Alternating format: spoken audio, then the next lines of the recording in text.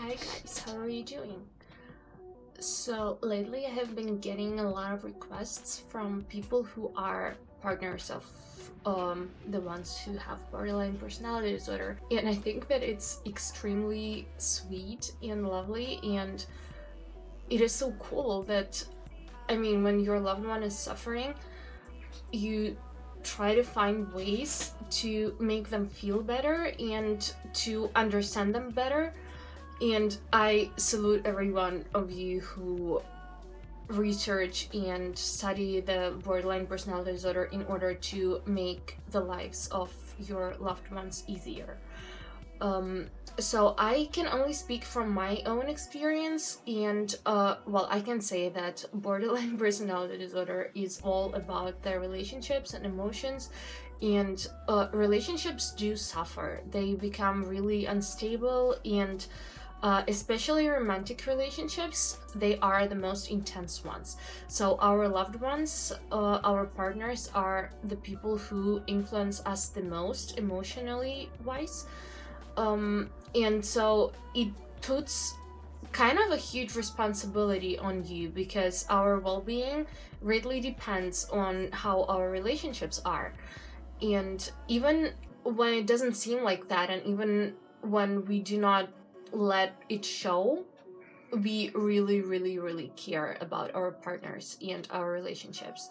I can speak for myself. I will never show it to a partner of mine, or I will never show how much I care, but I do care a lot. And really, if I have problems in my relationships, or if I have been in a fight or something, then it really influences me, and it has been like this my entire life. And I'm not only talking about romantic relationships, but also friendships, relationships with the family and whatever. But as I said, romantic relationships are intense, especially if you live together. You influence each other a lot, even if it doesn't seem like that, even if you don't feel that, you really kind of influence each other. It's like rubbing two stones together and then they become polished.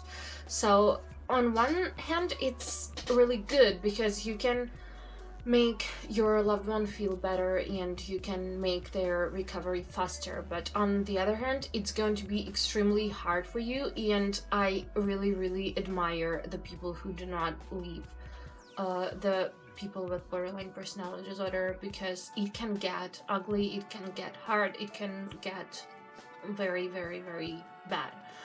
But at the same time, as I already said a lot of times before, everything has its upsides, and being in a relationship with a person who has BPD can be extremely emotional and passionate. And I mean, we are willing to go to great lengths in order to make our partners happy, and we love to the fullest, and we express our emotions to the fullest. So it can be a very colorful experience, if you put it like that.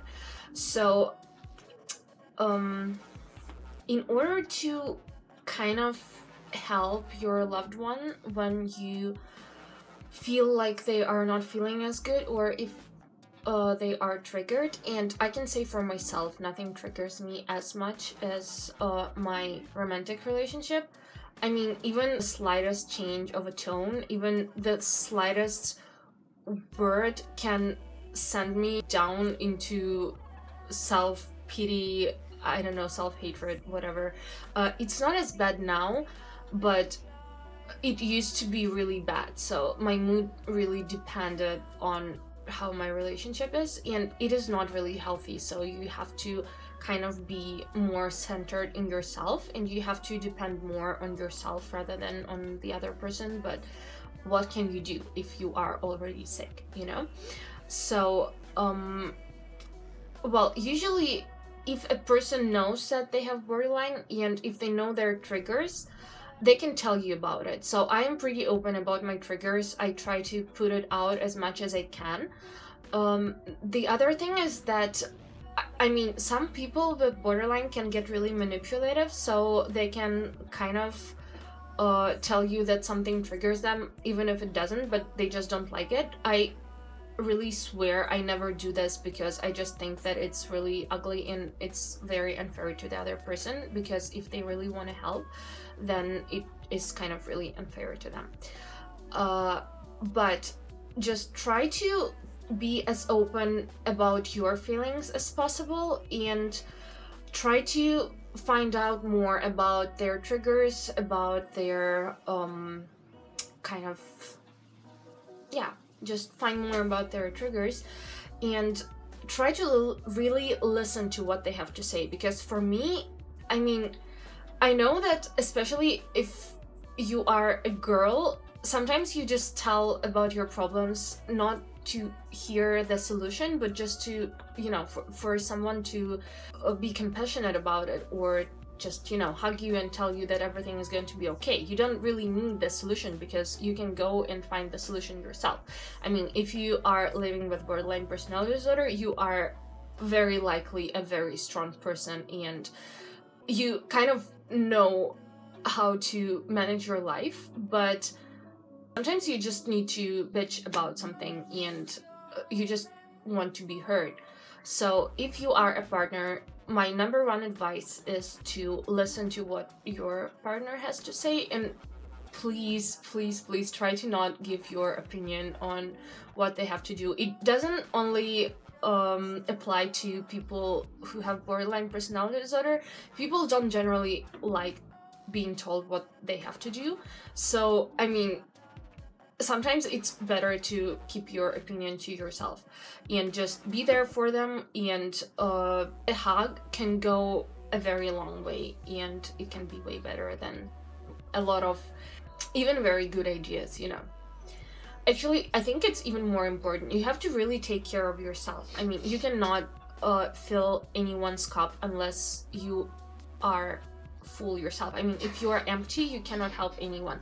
So the first thing is that you have to take care of yourself emotionally, and I know that it is hard, especially if feelings are involved, but try not to get too dragged into this drama, because BPD is all about drama, and we can be very melodramatic and like throw tantrums and be, you know, all of these things.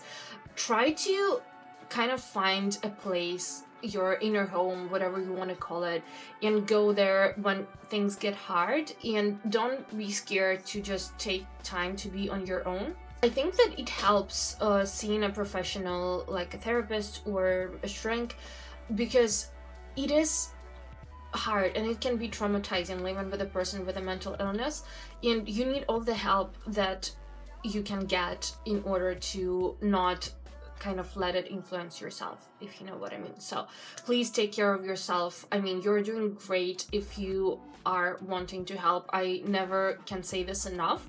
I really love every person who writes me and asks me about it. So please, please, please take care of yourself first, and then you can fully and truly help your loved one with BPD. Another thing is that sometimes we just really need to be alone.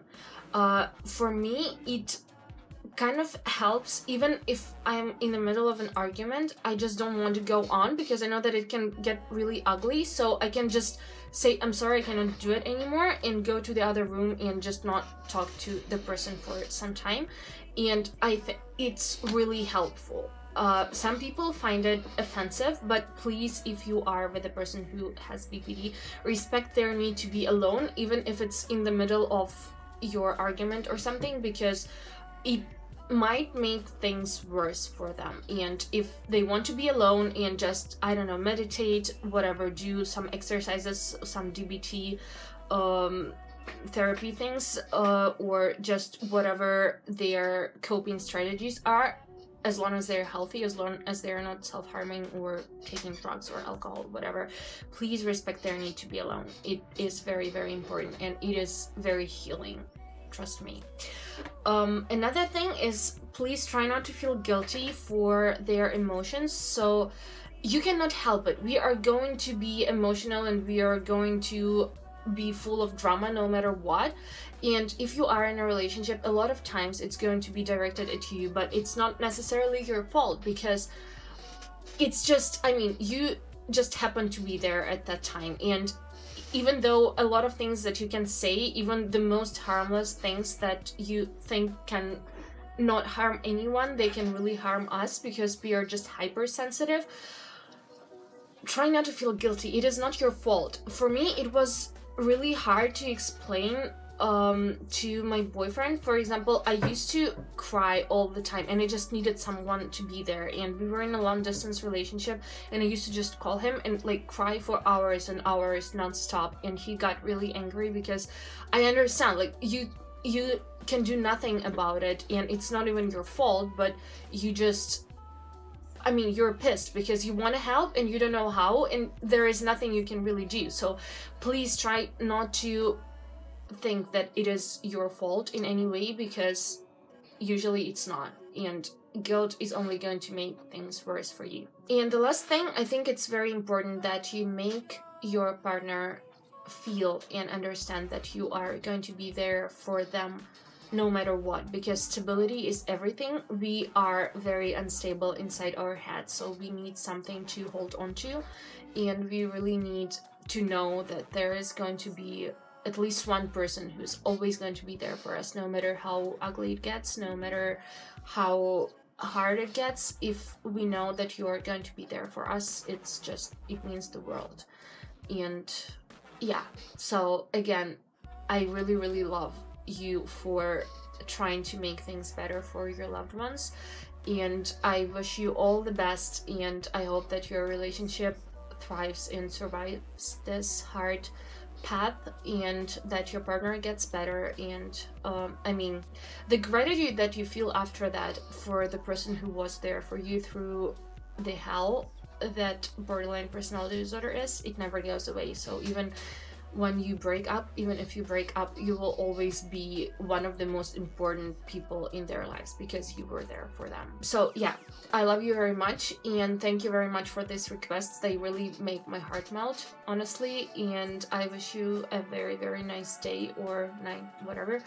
Thank you very much for watching my video, and I will see you in the next one. Be a nice human. Bye.